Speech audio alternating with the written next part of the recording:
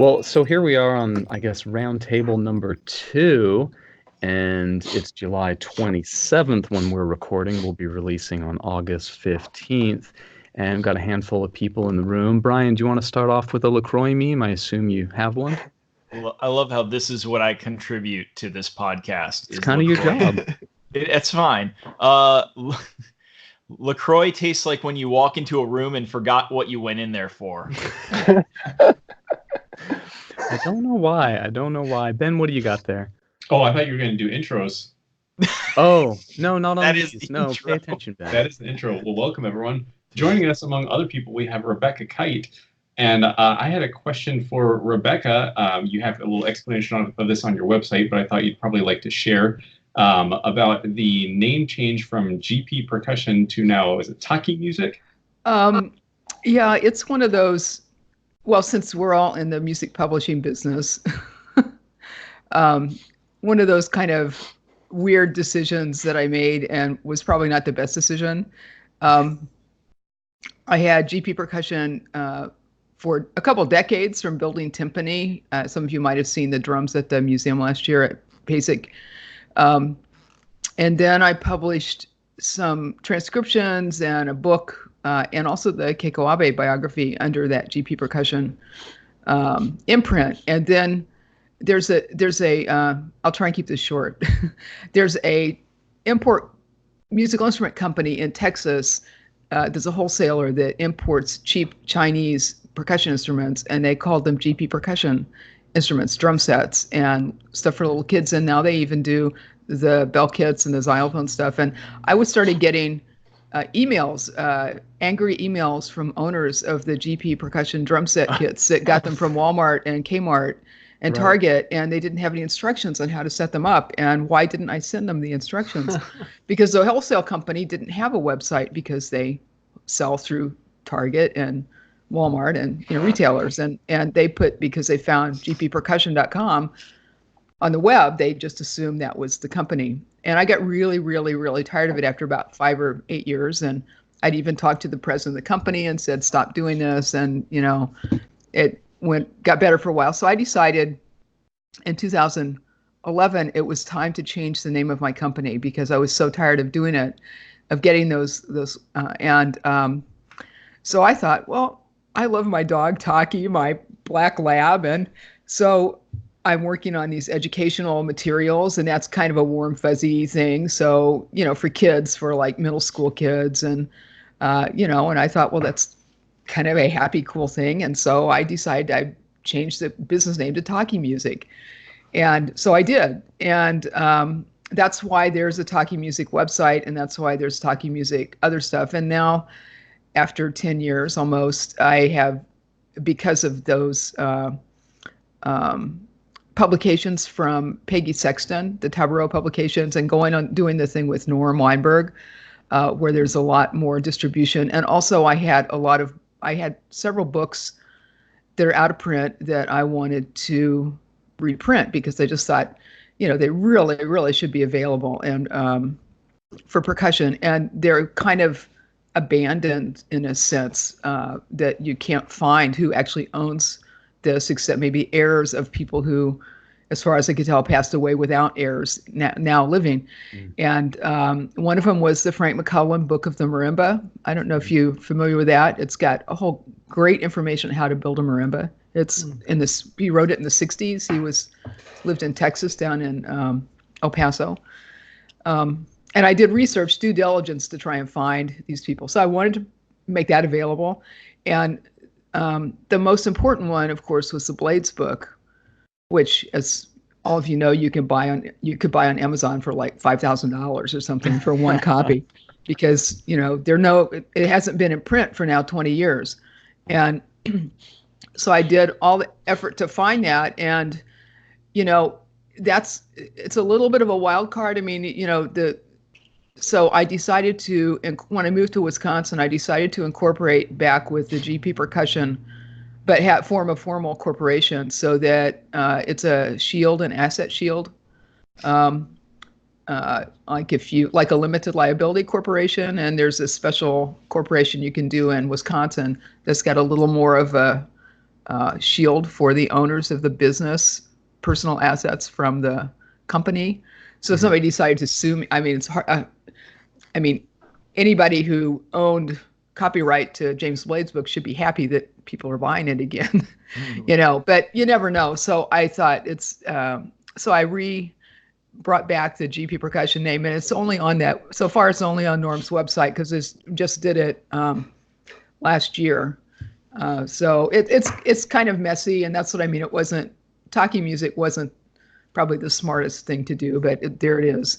And so I don't know. So that's the answer, even though it doesn't necessarily make a lot of sense. But right now the company is GP Percussion Incorporated, which is a new company based in Wisconsin. They have a form that doesn't require you to have a board of directors and doesn't require you to do keep minutes and all that kind of stuff. It's set up for like farming families and really small businesses where, your assets are going to be under probably $500,000 or something, or, just really tiny businesses. But it keeps you, your personal assets shielded from any kind of lawsuit against the company. So, I mean, well, I know that in the past there are people in the percussion community, business community, who are really liked to do lawsuits, but most of us would run screaming the other direction from anything involving a lawyer or a lawsuit. So it's hard to imagine, but that's the story. I'm glad you mentioned that, because I've often had students and other, our colleagues ask, like, should I incorporate? Should I form an LLC? What should I do? Like, when do you do that? Why do you do that? And my answer, as I've researched it, has been, well, yeah, if you need some kind of protection. Mm-hmm. So, if you're hiring employees, and especially if you're going to, it's like, you have to be, sounds like pretty big, or be concerned about some specific protection, like you mentioned. I was going to ask, how did you decide on a price for, say, the Blades book? Because the Blades PDF is $15. Yeah. Yeah. How did you, and I guess I'd like to pass this on to everyone, because this is a question that gets asked also, like, how do you come up with the price for a piece? So my answer is, the way that things are priced in our society in the U.S. in capitalist is like, what can you get? How much will people pay for it? That's how, when you go out and you buy something at a store or online, that's what the people who decided those prices, they're trying to get as much as they can. And so some things get less, some things get more. And now, because of self-publishing, and especially if you're doing, we're all doing print now. I don't think any of us are trying to make money selling audio. I mean, I did that with a couple CDs. And last time I pressed CDs was, I don't know, maybe 2008 or something like that, 2007. Because you press like 1,000 of them, and it takes a while to sell them. But then people were still buying CDs.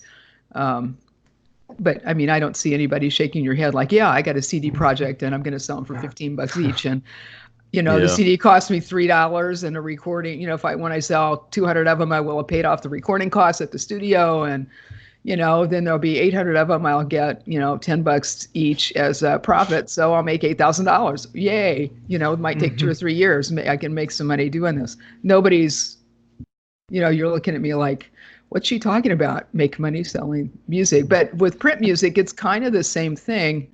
Some people look at it as like, how many pieces of paper does it take to produce it?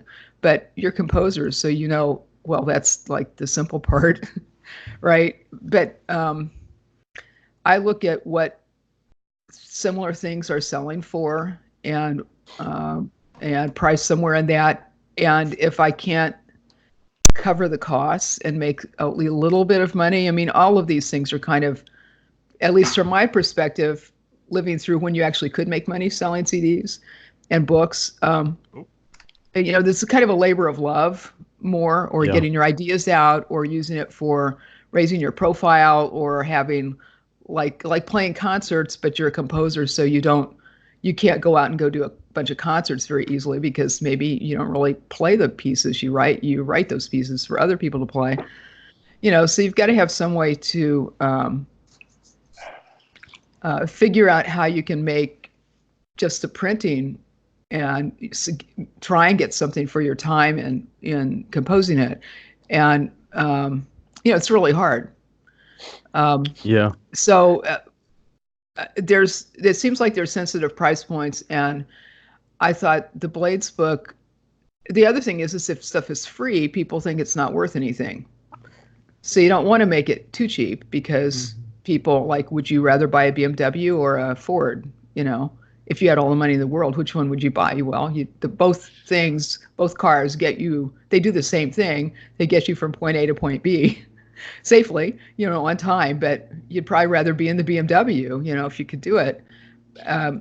So there's also that kind of thing. So things, as things get popular and you can sell a lot of them. And then if you print up stuff, I think Pius Chung, for example, did a clinic at PASIC with his colors book. I don't know if you remember that. He talked about when he finished his doctorate at Michigan, he did a session where he talked about articulation and color on the instrument. He had a method book for it, and they had 50 of them at the Steve Weiss booth.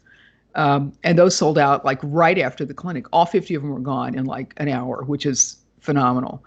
And so they, Steve got more of them, and then it was popular that day, and then it wasn't popular after that. So they're just sitting, and I'm not trying to say something negative about anybody's work. It's just once they're not popular anymore, it can just sit there for a long time, and you can have a lot of CDs in your garage, like some people have, or you can have a lot of books sitting around. So you have to, when it's popular, make sure you price it high enough so that you get something from it. And then when it's less popular, you can always put it on sale. Right. Well, it's really cool because I look at Amazon right now, the Blades book, a hard copy, the cheapest buying option is $117. That's ridiculous. It's really cool though that yours is $15 for a PDF copy. It's you could have easily sold it for $50 or something. I still would have bought it. I didn't really want. I didn't feel like it's right for me to try and make a lot of profit off of it. Right. I wanted to make some money for the work involved, and Norm's going to make a little money for his website. And it needs to be more, I thought it should be with the Peggy Sexton books and most people aren't going to spend more than $15 for an ebook is pretty high. I mean, I get all my ebooks from the library, so they're zero, and if I bought an ebook for $10, that's a lot. Most people don't want to spend $10 on a really good metronome app for their phone. Right. Or even $3, So, so I basically wanted to make it available. That's really cool. What the price Thank is you. for, and maybe people in other countries can afford to buy it also. At that price with just the regular. I'm trying to say because it's $15 is $50 to somebody in Argentina or $100 from other countries. Right. So, I'm going to be putting on the Keiko Abe book in English and in Spanish when I figure out how I have the website for the musical examples. So you can click on a link. Hopefully, Norm can fix a PDF so you can click on a link and hear the sound, the audio. So I haven't quite got that set up yet. And I imagine it's going to be in the same range or maybe $20. I mean, it's, and I want people to just be able to download it themselves and buy it and not be so expensive that they feel like they just need to pirate it.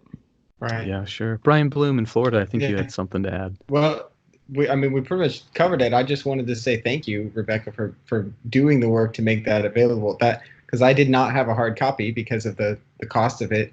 Yeah. I think there's one in our library at my school, but as soon as I saw that was available, I grabbed that PDF, and it's nice to be able to have on different devices or different computers, it's quickly accessible. So I just want to say thank you for making that happen.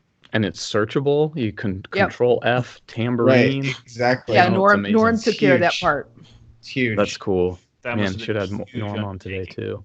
I tell you, the most painful part was when I started doing the research on the Keiko Abe book, and 10 years ago, I bought a copy of the Blades book, the paperback copy of it, And the most painful part of it was sending it to Norm, so he's going to slice off the back cover of it so he could run it through the high-speed scanner, and so I'm not going to have the book anymore, because it's got to, cut the spine off. And I wish I could have done both, but anyway, so that book's gone. From the actual, I like actual physical books, as you know. Sure. Yeah, I'm lucky to have two. I have two copies of it. One I broke down and bought when I got this job. I thought I really need to own this book. Yeah. And so I think I got it for $90 or something. And my teacher, Dennis Griffin from Utah State University, when he was retiring, he told me, hey, you can go into my office, take any books from this cool. rack of the bookshelf. And I went in there, and of course I took so many books, and I took the James Blades book, which I misunderstood him. It was on a different shelf. And then he called me and was like, oh yeah, so no problem, but I'm going to need that James Blade book back. like, oh, my mistake. Yeah. Sorry. Caleb, I think you have something. Did anybody manage, I think it was 2012 or 2013, I know, is right when I was starting my master's, that Steve Weiss mispriced it for like a few hours. Oh, I heard about that. Yeah, so I bought the Blades book for like $30, and then that's when I bought it. Yeah, Tim Jones bought like 5 copies. I remember it being so cheap. I was like, now is the time. So that might have I purchased it. Wow, that's cool. So literally there was a mistake, and then they hiked it up later. Yeah, then it went back to a higher price. Oh, funny. That's funny. Well, hey, but it was never $90. It was never like you paid on Amazon. It was never 90. It was always like maybe around 50 or something, 50, 60, something like that. Yeah, sure. Hey, well, sticking with this, like, how do you price things you're publishing? I was going to maybe send it over to Marco because he hasn't said anything yet. Like, you've been publishing. You don't self-publish, but you publish with Mallet Tech, right? How do you? How do you? C. Allen now, yeah. Oh, C. Allen now. I'm with both of them, but C. Allen most recently. How the heck does like tell some of our listeners just how like pricing gets determined? Sure. I mean, obviously, I don't really play a part in the pricing, but it's pretty predictable. And what I've just realized, I've noticed that the price usually gets higher for longer pieces or pieces that have more involved publishing processes. More pages or more complex parts. I know C. Allen likes to print parts so that you don't need to copy them. So instead of like an 8-page marimba part, it'll be like 2 11 by 17 pages that are double-sided, so you can perform off of them and things like that. But yeah, I've noticed that some of my pieces are really inexpensive. My shorter marimba solos, and then I think one of my marimba quartets is like $38 instead of So I think in that case it's pretty logical. But I've noticed just a few little business things where it seems like there's sort of like a floor that they won't go under. Like my snare drum solo with marimba, the one where the title's just punctuation. Greatest title of all time. You heard it here. But like I noticed that piece is only like 2 minutes long, and the price is still kind of at a level that's similar to some other longer pieces. So I think that's mainly a business thing. I do plan to start self-publishing in the future, and for me, like if I've ever sold a piece to someone that wasn't published through a publisher, I tend to give a really low price because at least in my mind, like my money from selling my compositions buys me like 5 trips to Taco Bell. So my whole idea is, like if I'm going to actually make money off composing, it's going to be from the commission and not from the copies that I'm selling. I'm more interested in people playing my music than them giving me a ton of money for it. So I'm okay, especially when I'm self-publishing, to keep the prices pretty low because it's more important to me. Like the price is just a wall so that it's like, listen, like I'm only going to give you this if you actually want it. I'm not just going to give it away for free. But it's more important to me that my music is actually being shared with people than, me trying to like get rich off it or something like that. Because, that's a cool way to think of it. What do you got, Caleb? Has anybody thought of, because thinking about what Marco said about just basically getting the music to people's hands, has anybody thought of doing like an Radiohead, In Rainbows, Pay What You Want. I've never thought about it. I've never thought about that, but I do. There was a composer, Patrick Long, wrote the name of his pieces are escaping me right now, but he's written a few things for like Andy Harnsberger and stuff like that. He actually had, I think everything was on his website for free. Smoke of the Ghost, there, nicely done. Yeah. Yep. Well, and I think that's pretty common. I think, a lot of composers are doing that. They're just going after as many performances as possible because they're not going after that $20 or whatever, or they're going for royalties and BMI and resume. And that's where I was going to go with that. Was I was wondering, like kind of a broad question of the idea of kind of where is the money in composing? Is it in publishing? Is it in commission fees? Is it in performance royalties through ASCAP or BMI? Is it in mechanical, and I'm sure the answer is a broad spectrum of all those things, but I'd just be curious everyone's thoughts on that. Yeah, Marco, what do you got? Yeah, and as someone who, I still feel like my entrance into this field is relatively recent. I guess thinking back, it's been like 10 years now, but it feels recent still. And I think all of us have private percussion students, and some of them compose. And, I see a lot of students that are exactly like me, where they wrote like their first piece or two and they want to get it published or something like that. And I was the same way. And there was so much I didn't know back then.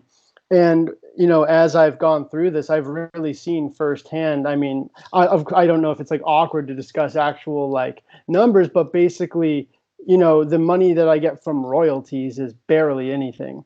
And, the actual income is going to come from your performance royalties for the most part, and I know Andy Harnsberger, you guys just mentioned, he's pretty close to me in Tennessee. So I see him pretty often. And, he's told me before that a bulk of what he earns from composing actually just comes from making sure every program gets submitted to ASCAP. And I jumped on that train once I talked to him, and I noticed a massive difference once, even like Googling my name and tracking down performances I didn't know about, and then of course, when you take commissions, I feel like that's really the most, as long as, if you're someone that's charging, as opposed to just doing favors for friends, at least for me, that's been, as far as like monetary profit, the most important part for me. And with that happening, that's oftentimes more than you're actually going to make off selling copies of the piece if it's through a publisher. So that's really what I focus on. And then the rest is just sort of a little bit of bonus on top, I guess. I would add, in my experience, it's not like if you're doing one, it means you can't do the other. So if you are selling your stuff through like a website shopping cart and your pieces are, $12 to whatever, $50, depending on the length and what you think they should be priced at or whatever. If you see some opportunity for some organization wants to play one of your pieces and it's going to be in some big venue and there's going to be lots of tickets or whatever, you still have the freedom to just give it to them. And of course, that's a great thing about being self-published. But if you talk to your publisher, they'll probably do that too. You just write to them and say, hey, I have this killer line on a great opportunity and a lot of ASCAP or BMI money.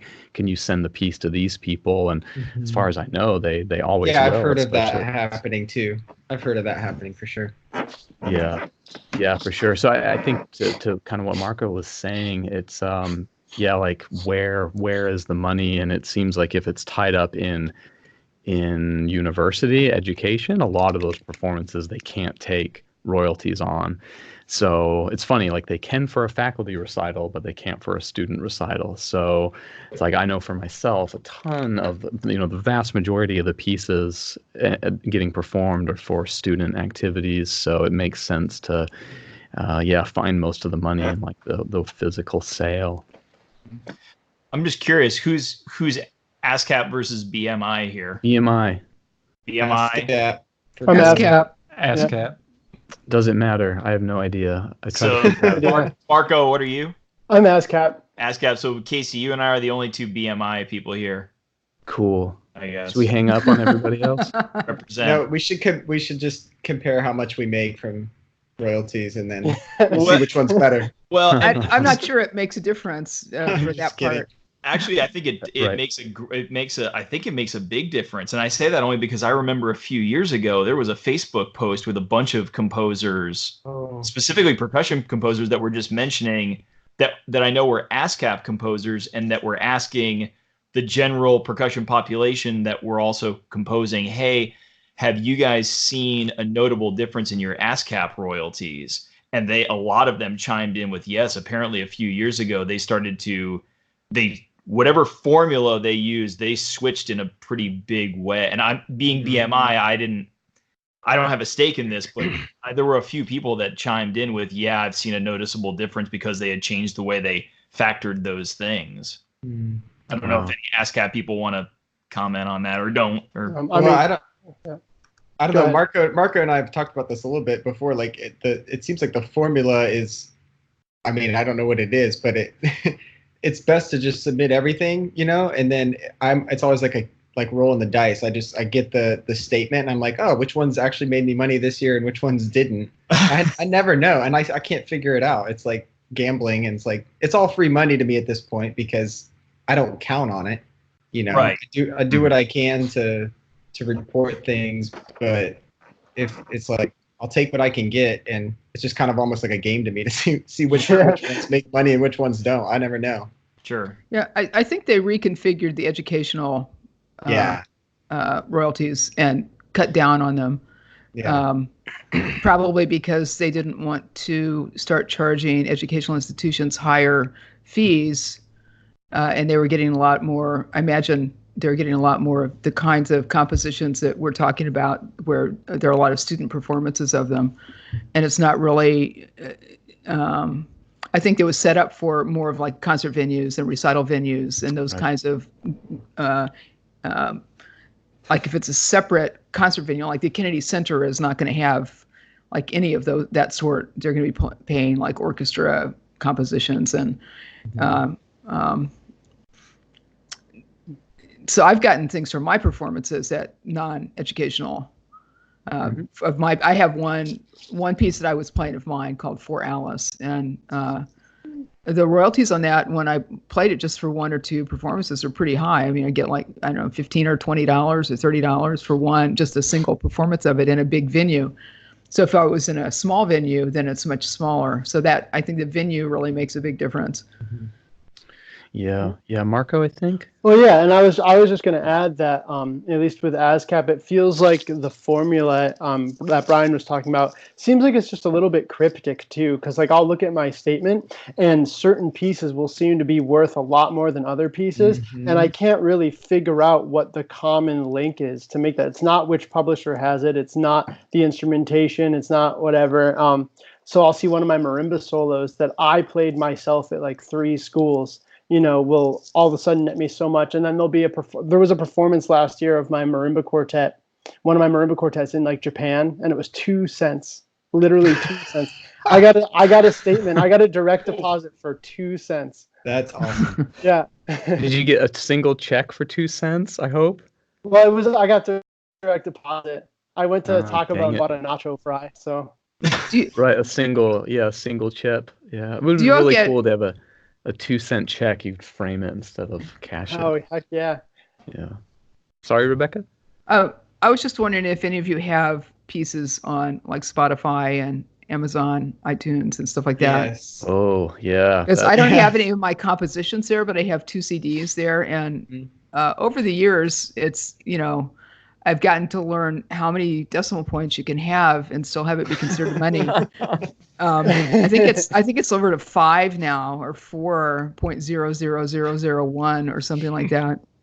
So that's kind of, I mean, it's really the thing that I've seen because of my age. It became really much easier to do self-publishing because of desktop publishing and Finale and personal computers and all that stuff, and recording got less expensive, and we had kind of a golden era in the like 1995 to about 2005 when you could make money doing all those things, but with pirating of audio and of course mass, also pirating online of print publications. Like, what's that? Scribed? Isn't that the Scribd or Scribed or something like that? They put people's stuff up there like for free. I mean, I've seen Casey's things up, and I don't go to those sites, but I've seen, in passing. Yeah. So the incentive for, I write a few things. I write some etudes, but I wouldn't call myself an active composer at this time. But it seems, especially for me, for recording projects, I had another recording project, CD project, like in 2006 and 7. I was planning on doing and had worked on it, and I just thought, well, no, I'm not going to spend my time doing this because I would be giving away all the time, the prep time and everything. It seems like this, for people composing and have artistic ideas, it's extremely demotivating when you can't recover the time you take, maybe the time you take to write the piece, but even just to notate it and make it so people can read it. And so I guess I was just wondering how you deal with that. Is it demotivating to be such kind of, pushing into the wind on a creative career now? Let's start with Brian. I bet we all have something to say here. Well, I was only going to comment about the whole streaming thing. There was a number of years ago, there was an NPR intern that put up a blog post about, she said something like, I have over 10,000 CDs in my music collection, and I've never bought one, or something like that. And it prompted this whole conversation about music piracy and whatever. And the David Lowery, I think is his name. He used to be if you guys remember the 90s band Cracker, he was the guitarist for them, and he teaches music industry and business at University of Georgia now. He wrote a response to her just kind of saying, okay, I get all your points, but here's the reality of why this is wrong and why this is bad.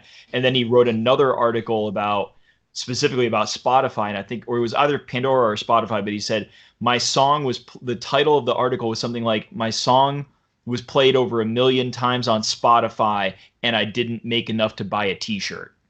Yeah. And he actually puts up the screen captures of how many times it was played, and then here's his royalty statement, and I don't even think he made $15. Mm-hmm. Yeah. And so it's just, the idea of streaming is, you're absolutely right, Rebecca, like putting out recordings for the idea of trying to make a profit on those recordings is gone, I think, sadly.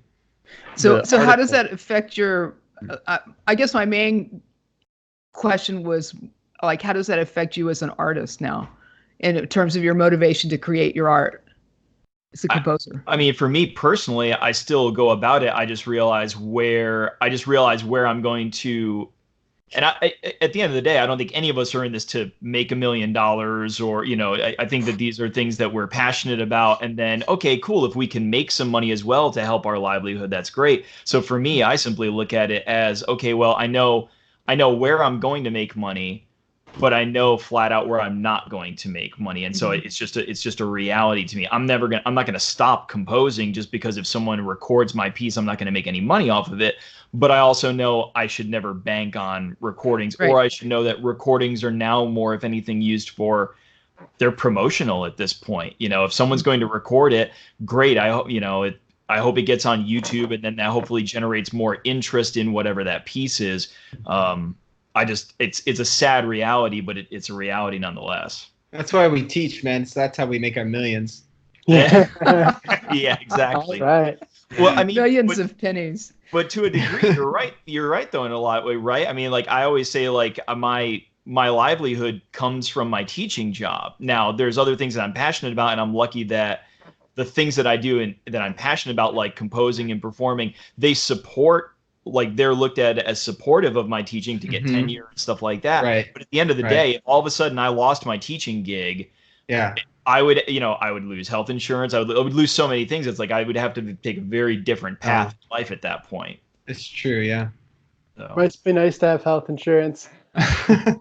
I'm still only kind of have health insurance because I'm between jobs right now. So I'm paying for it myself right now until October 1st. What I think is important to think about on top of just videos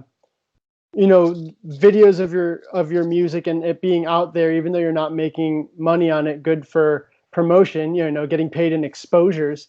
I think what's a big issue is that in our creative fields, basically anything that's fun, whether it be music or visual art or video games or something like that, is it's almost required of you to do this free unpaid work in large amounts to even be considered to get paid to do it.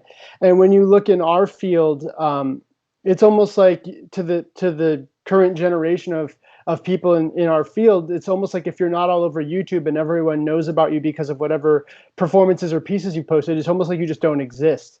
The kids here in Tennessee, that grew up on YouTube as their main source of entertainment, when we're recruiting, they have no idea who I am based on my merits as a percussionist. They knew who I am based on the one video of music from Kirby I posted on my YouTube channel.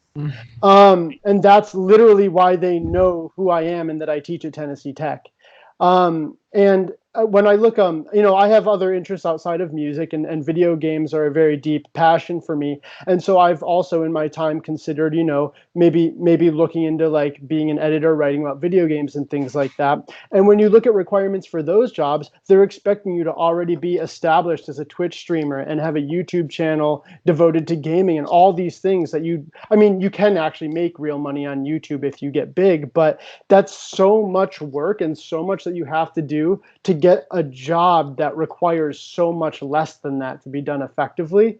And I think just because we've all now grown up in a culture where, you don't make money off your creative endeavors as much. So we're all willing to do the things for free because that's how it's always been. And I think the unpaid workload to even be remotely successful just continues to get bigger and bigger. Marco, look here. Do you see? You're small on my screen. Is that Dark Souls? It's Halo 2. Oh, okay. You're tiny on my screen. So old Halo 2 shirt I thought of wearing just for you and Brian today. I was just going to add real quick, Caleb literally just sent me a link on Facebook with one of my pieces on the website Rebecca described. This is the second or third time you've done that for me, Caleb. But yeah, there are these sites that, they're file sharing websites that have a subscription fee, and then people are just free to upload PDFs, and you can find all sorts of music, method books. That website also has a paper I wrote for a theory class my senior year of undergrad. Wow. Up there for money. Yeah, it's anything anyone wants to upload. The good news, I'll say, is a lot of these are companies making money, and they're charging a subscription fee, and they don't want lawsuits as far as I can tell. So if you go to that site and you find some of your work, it's very, very easy to do. You can go to the copyright link, and you don't have to be a member. You don't have to log in or anything. You submit a copyright claim. You click a little box that says, I hereby swear that I own the rights to this, blah, blah, blah, blah, blah, blah, blah. And in a matter of hours, they'll remove it. And I've had it with that site successfully done several times. And I finally emailed them and said, hey, I'm kind of tired of doing this. Is there something I can do? Like, can you just please not allow anything with my name, like, published? Like, I think that's pretty fair. And they said they do have this system in place where you can submit works into their supposed, hidden server that no one can look at. And when people upload, it'll do a visual comparison. And I haven't tried it yet. I don't know if I'm going to do it or not because I don't know if I trust them. But it's like, it's and of course I think it's perfectly fair to say, like, no, screw you. I shouldn't have to do anything. You should just make this work. You're ripping off my stuff. But that's where it's at right now. And I don't know if it works or what, but I might try it because I'm kind of just tired of filling out the little copyright thing. Sure. Yeah, and I'll also add way back to when we were saying BMI versus ASCAP. And I think we kind of agree they're probably more or less the same. I will say I've had BMI, the people there will email me and say, hey, we found the following pieces of yours that you haven't registered yet, and we can't pay you unless you register them. Please register them. And maybe ASCAP's doing the same thing too, and CSAC too. I've not heard of that. PMOs. That's awesome. Yeah, I think that's awesome. I don't know if they all do that or what, but I'll say like that is cool. And yeah, I'm terrible at collecting programs, and of course, 9 times out of 10, they're programs that won't get me paid anyway. And the one other thing I was going to say about BMI and ASCAP, if you're like I was and you're hesitant about engaging in that, and you're hesitant about registering your works because you're thinking, oh, I don't want to participate in that. I don't think schools should have to pay these companies. Like, why should these companies make money when they have nothing to do with any of the creative process or blah, blah, blah, blah, blah, blah, blah. I mean, that's very much how I was feeling about it. And I had a nice conversation with Mark Ford, and he said, no, Casey, you need to absolutely register your works. Schools pay blanket fees. Like, they just pay a set amount of money to organizations like BMI and ASCAP and CSAC. And that's money they're paying anyway. You might as well get it. So I think those arrangements vary depending on venues and institutions, et cetera, but they're already paying. Well, and it's the big thing as well was I remember getting my first royalty check and being really happy with it, but then wondering to myself, where the hell is this money coming from? And I went to another faculty member at Troy who is very steeped in that that world and said, how does this all work? And I can't remember if I said this on the podcast before, but basically what he said was, okay, imagine he picked like University of Alabama. Okay, so every time that they play Thunderstruck on their giant, sound system, they're getting paid a percentage of every ticket. And that money is going to BMI. Now imagine that's one place. Now imagine every football game that day. Now imagine every football game for the season, and so on and so forth. And so at the end of the day, what any of us are probably making from ASCAP or BMI is a drop in the ocean. Right. A friend of mine, he knows the people that were in Evanescence, that kind of metal band from the 90s. He was friends with one of the guys that wrote all the wrote the songs for the first album. He says that guy's ASCAP royalty checks are insane still to this day. I take offense to that, Brian. Why would you take offense to? Are you just jealous that you didn't write Evanescence's first album? No, you called them metal. It's very offensive. Yeah, what was that? Metal? What? Hey, we're not going to get into this discussion. We'll get into this. We'll get into this. Hey, back to Rebecca's initial question. I find it very demotivating, and I've had this conversation with so many of our friends and colleagues. The whole streaming thing and how it pays you just nilch. I mean, it's just comical to look up my iTunes revenue. It's like Spotify paid you, a decimal of a cent, and iTunes paid you $1, and it's just like, oh man, I'm making a whopping $11 a month. It's just it's a sad state of affairs for sure. But I think the key, I think I forget who was saying it, but yeah, if there's something else, some other source of income behind those recordings, and as a self-publisher and composer, if you're making the money at the sheet music level or whatever. So in that regard, it's like, oh, I don't mind that it's out there. It can totally be out. I just don't expect to make money. If I ever make a CD again, I won't take it to CD Baby. I won't take it to iTunes. I'll just sell it from my website for $8 a copy or whatever. Yeah. That'll be the plan. But then again, you got to think about that, because it's like, well, what if I release that recording on the internet for free? Is that going to lead to more publication sales? It's kind of like I don't know. It's like you could keep it close and not let it out there for free and hope to sell a lot of CDs. Or as a publisher, should you make it as widely available as possible and hope to make more composition revenue? Mm-hmm. Yeah, it's a little tricky. Brian Blume. Sorry. Oh, I just had a comment that takes us a little bit sideways from this, similar but slightly different. And it's about, instead of printing up music, selling it as PDF downloads. Mm-hmm. And Ne Rosario has finally gone to that with his music, which I thought I would never see. And one of the reasons Keiko Abe, A Virtuosic Life, is not available as an ebook right now is because of the piracy. The high probability of piracy for it.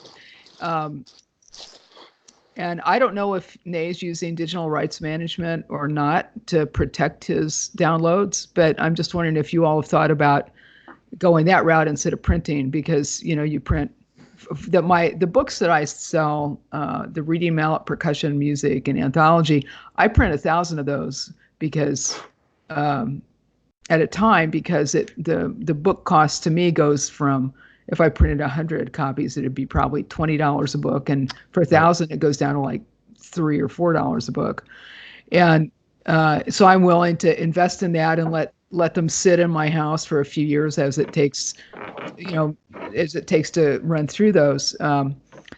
But for sheet music, especially, so I'm just wondering what you all think of that, just using downloads. For me, especially right now, if I wanted to print in mass, I don't think right now in my life it's just not like financially viable. So I've been doing the PDF thing, and I had reservations at first. I would really be into buying the stuff I know Casey started out printing like in his house for the longest time. I would like to do that as well. But at the end of the day, I feel like if people are going to copy it, they're going to copy it. They're going to take the extra, 5 or 10 minutes and scan it with their phone or a scanner and make a PDF.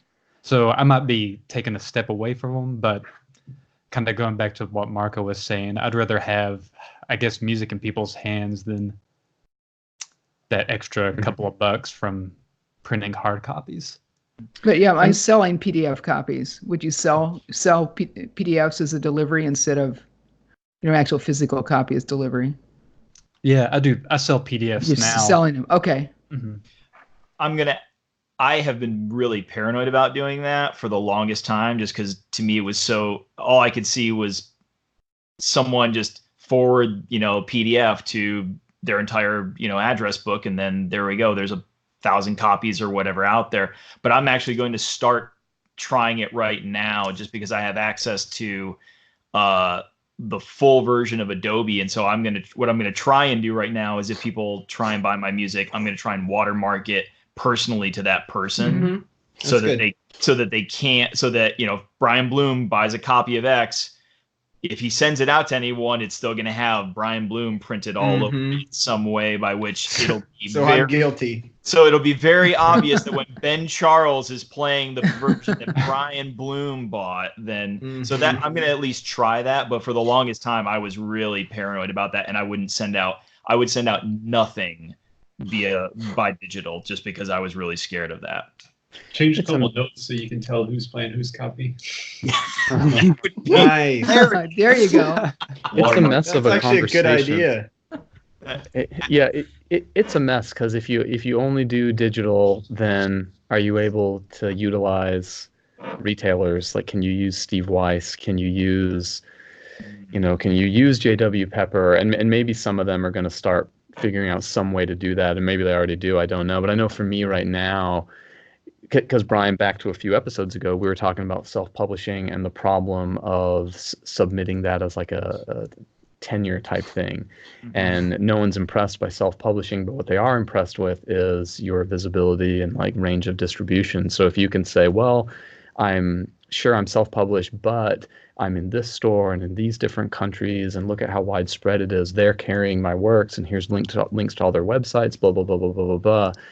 And yeah, my plan is to really reevaluate after, if I get tenure, reevaluate, because like right now that looks really strong, Makes sense. So I don't know. It's a mess. And then you don't get, you think of all those people at the Steve Weiss booth or the Lone Star booth at PASIC, and they're thumbing through, and it's cool. You got like a big shelf of your stuff in there, and is it worthwhile? I'll tell you, my biggest, the most appealing thing about PDF for me is it's so exhausting having email after email, people in other countries saying, oh, my music didn't show up yet, and when's my music going to come, and hey, my music didn't come, and then you give them a refund on PayPal, blah, blah, blah, blah, blah, blah. Like, I can't wait for that to end, Brian Blume, I think you have something. Sure. Right? Couple questions. I was interested in the... Brian. Yeah. I gotta get this a screenshot of Casey's, so we got that for history.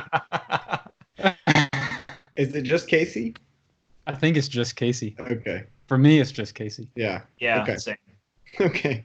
Well, we've talked, obviously, a bit about like the interest in video games for some of you guys. And like Marco, I know that you've written some of those digital dances kind of inspired by video game music. I was curious for others of you if you have, if any of your compositions have been inspired by video games and how. And Marco, you can answer that too. Obviously, you know, we know the answer, but how? I'm just curious. Yeah, I mean, I've started talking about this a lot because for a while I was trying to like be professional and not seem like younger than I am. But I'm like, you know, video games are a huge part of my life, and if anyone has a problem with that, then they can leave me alone, you know. And so, I mean, like one of my most recent pieces is a 25-minute marimba solo, literally called "Music for a Video Game," and it's that particular piece is just inspired by video game music, and it's supposed to be sort of like a soundtrack, but like it's not from anything. It's all original music, just kind of in the style that I think you would expect. But I think the inspiration, at least for me, comes from many different facets. In the case of the digital dances pieces, I did a thing that I used to do a lot where I like try to remember something I heard a long time ago, and then like whatever I remembered is similar but not the same. You know, I'm not like copying something, but it ends up being in a very similar style. And the two digital dances, well, my first two digital dances pieces, the very first one, the main idea was actually directly inspired by Sheepman Stage from Mega Man 10. Nice. And it sounds very similar to the opening to that tune at the beginning. And then with the digital dances too, it's actually Dota by Bass Hunter. And like the rhythmic ideas and the harmonies are like extremely similar, at least for part of it.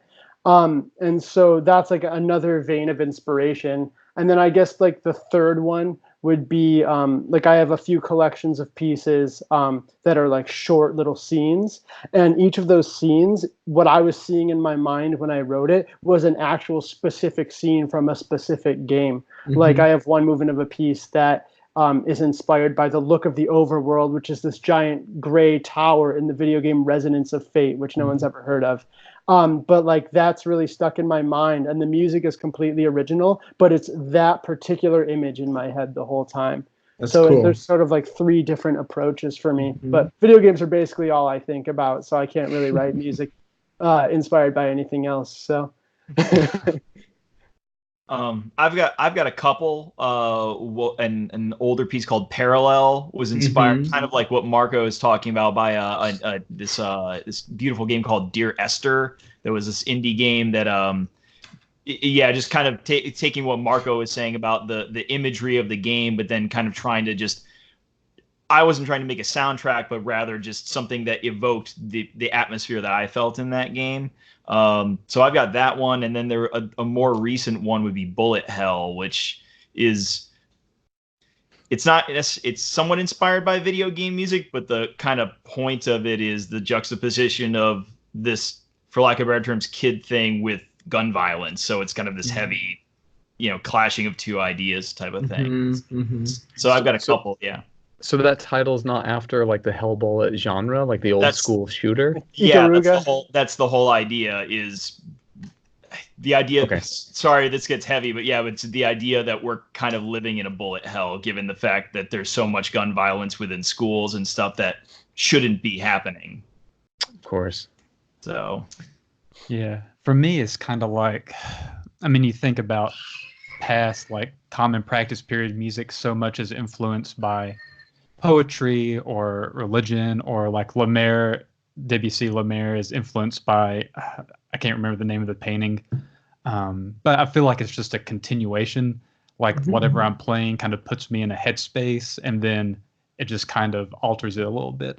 So I don't really write music in the style of video games, but the video game story mainly kind of influences kind of my mood and how I write, I think. That makes sense. Yeah. And I think one thing that's important, sort of an important takeaway here, and something that I like to sort of advocate about, along the lines of what Caleb said, is that I think it's really important for us to consider video games a legitimate medium of art, as opposed to just some dumb thing that kids do. Because obviously we've come a long way from Pong and Super Mario Brothers.